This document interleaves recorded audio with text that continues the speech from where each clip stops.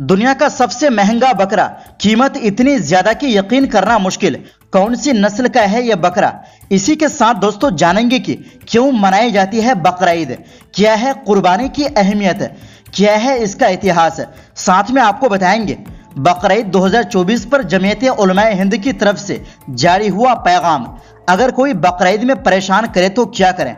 साथ में आपको बताएंगे कुछ गाइडलाइंस के बारे में जो आपको फॉलो करना जरूरी है। हर मुसलमान के लिए यह वीडियो बेहद खास है, तो आपसे गुजारिश है कि आप इस वीडियो को आखिर तक जरूर देखें, क्योंकि इस वीडियो के माध्यम से आपको बहुत कुछ सीखने को मिलेगा। वीडियो शुरू करने से पहले आप सभी दोस्तों को ईद उल अजहा की बहुत बहुत मुबारकबाद। आप भी कमेंट बॉक्स में हमें मुबारकबाद दे सकते हैं। दोस्तों सबसे पहले हम बात करते हैं कि इस्लामिक कैलेंडर के अनुसार इस साल बकरा ईद का त्यौहार भारत में 17 जून को पड़ने जा रहा है। ऐसे में कुर्बानी के लिए इस्तेमाल होने वाले बकरों की कीमत आसमान छू रही है। बाजार में इस वक्त आपको ऐसे कई बकरे मिल जाएंगे जिनकी कीमत लाखों में है, लेकिन आज हम आपको दुनिया के सबसे महंगे बकरे के बारे में बताने वाले हैं। सबसे बड़ी बात कि इस बकरे का नाम Guinness book of world record में भी दर्ज है। Guinness book of world record के अनुसार ब्रेड नाम के इस बकरे की कीमत 82,600 यूएस डॉलर है। भारतीय रुपयों में यह करीब 69 लाख रुपए होता है। अंगोरा नस्ल के इस बकरे की इतनी कीमत ब्रिटेन में लगाई गई थी। सबसे बड़ी बात यह कि यह कीमत आज नहीं बल्कि 1985 में अदा की गई थी। सोचिए उस दौर में इस बकरे की कीमत लगभग 70 लाख थी। आज के हिसाब से देखें तो इस बकरे की कीमत करोड़ों में होती। दोस्तों सफेद रंग के बालों से भरी अंगोरा बकरियां दुनिया की कुछ सबसे बेहतर बकरियों की एक नस्ल है। मुख्य रूप से इन बकरियों को ऊन के लिए पाला जाता है। हालांकि बकरा ईद के दौरान कई लोग इनकी कुर्बानी भी देते हैं। इनसे निकलने वाले ऊन को मुहैयर कहा जाता है। कुछ बकरे अपनी नस्ल की वजह से खास होते हैं तो कुछ अपने स्किन पर लिखे कुछ अल्फाजों की वजह से। साल 2023 में ऐसे ही एक बकरे के बारे में खूब चर्चा थी जिसकी कीमत उसके मालिक ने 1,12,786 रुपए लगाए थे। इस बकरे का नाम शेरूर था।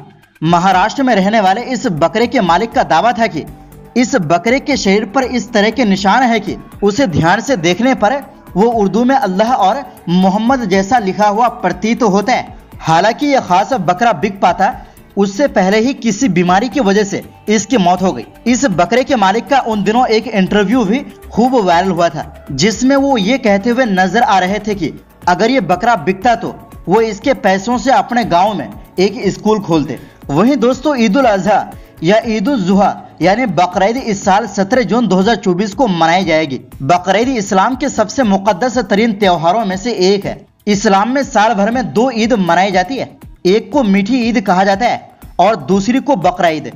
ईद सबसे मोहब्बत करने का पैगाम देती है तो बकरा ईद फर्ज अदा करने और अल्लाह पर अपना यकीन रखने का।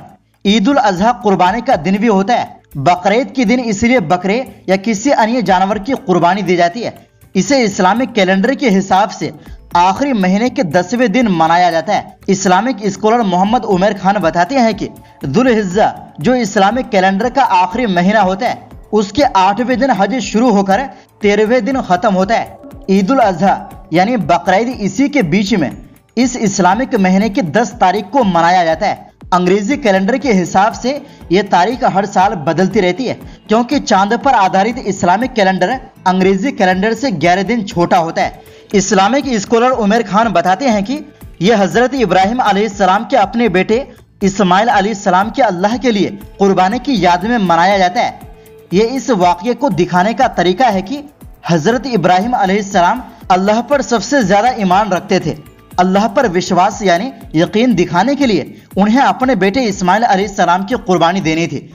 जैसे ही उन्होंने ऐसा करने के लिए अपनी तलवार उठाई तभी अल्लाह के हुक्म से उनके बेटे की बजाय एक दुम्बा वहां पर आ गई उनकी कुर्बान करने के लिए। आज इसी के बुनियाद पर जानवर की कुर्बानी दी जाती है। इसे 3 हिस्सों में किया जाता है। एक हिस्सा अपने लिए यानी परिवार के लिए होता है और दूसरा हिस्सा गरीबों में दान कर दिया जाता है। दोस्तों यहाँ पर मैं आपको एक और इम्पोर्टेंट बात बता दें कि इसमें किसी धर्म जाति को नहीं देखा जाता है और तीसरा हिस्सा दोस्तों और रिश्तेदारों को दे दिया जाता है। वहीं दूसरी ओर जमीयत उलमाए हिंद ने मुसलमानों से ईद उल अजहा पर कुर्बानी देते समय सरकारी दिशा निर्देशों का सख्ती से पालन करने और कुर्बान जानवरों की तस्वीरें सोशल मीडिया पर शेयर नहीं करने का आग्रह किया। ईद उल अजहा पर मुसलमानों के नाम अपने पैगाम में जमीयत के सदर मौलाना अरशद मदनी ने कहा कि इस्लाम में कुर्बानी का कोई इख्तियार नहीं है और ये एक दीनी फरीज़ा यानी ज़रूरी है जो हर मुसलमान के लिए लाजिम है। उन्होंने मुसलमानों को ईद उल अजहा के अवसर पर सफाई का खास ख्याल रखने की सलाह दी और कहा कि जानवरों के अवशेष सड़कों व नालियों में नहीं फेंके जाने चाहिए, बल्कि उन्हें इस तरह दफनाया जाना चाहिए कि उससे बदबू ना आए।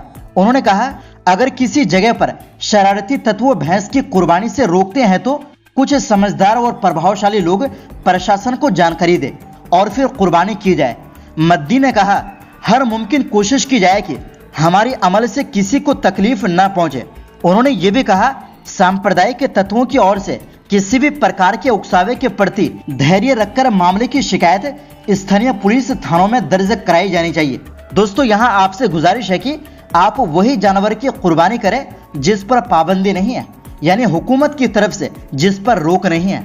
वहीं इस्लामिक सेंटर ऑफ इंडिया के प्रमुख मौलाना खालिद रशीद फिरंगी महली ने त्यौहार मनाने वाले सभी मुसलमानों से अपील की है और 13 फार्मूला गाइडलाइंस जारी किए हैं। उन्होंने अपील की है कि कोई भी नमाजी ईद की नमाज सड़क पर ना पढ़े और ईदगाह या जिस जगह इंतजाम किया गया है वहीं जाकर पढ़े। मौलाना ने फिलिस्तीन के मुसलमानों और भारत की तरक्की के लिए ईद के मौके पर खास दुआएं करने के लिए भी कहा। इस्लामिक सेंटर ऑफ इंडिया के प्रमुख खालिद रशीद फिरंगी ने कहा, 17 जून को ईद उल अजहा के अवसर पर हमारे इस्लामिक सेंटर ऑफ इंडिया ने 13 फार्मूला गाइडलाइन जारी की है, जिसमें कहा गया है कि हमें सड़क पर नमाज नहीं पढ़नी चाहिए, बल्कि ईदगाहों और मस्जिदों में नमाज पढ़नी चाहिए। नमाज के बाद हम सभी को फिलिस्तीन में शांति और अपने देश तथा पूरी दुनिया के लिए दुआ मांगनी चाहिए। मौलाना ने आगे कहा कि कुर्बानी खुले और आम इलाकों में नहीं की जाए, सिर्फ उन जगहों पर कुर्बानी की जाए जहां तय किया गया है। जो भी गंदगी या कचरा हो उसे सावधानी से उस जगह फेंका जाए जहां जगह निर्धारित है। मौलाना खालिद रशीद फिरंगी ने कहा कि कुर्बानी के वक्त किसी भी तरह की फोटो वीडियो ना बनाएं और ना सोशल मीडिया पर साझा करें। मौलाना ने आखिर में कहा कि सभी भारत की तरक्की के लिए दुआ करें। दोस्तों, आपसे गुजारिश है कि आप इस बकरीद में फिलिस्तीन को ना भूलें, क्योंकि फिलिस्तीन यानी उम्मत का एक टुकड़ा बहुत बुरे दौर से गुजर रहा है और रही बात कुछ लोगों द्वारा इस त्योहार का विरोध किया जा रहा है, तो ऐसी बातों में ना आए। दोस्तों, आपको बता दें कि बकरीद से सबसे ज्यादा फायदा गरीब किसानों को होता है, क्योंकि पशुपालन किसान करते हैं और यह पैसा सीधा उनके जेब में जाते हैं। यहाँ किसी विदेशी कंपनी की कोई भूमिका नहीं होती और करोड़ों गरीबों को खाना मिल जाता है।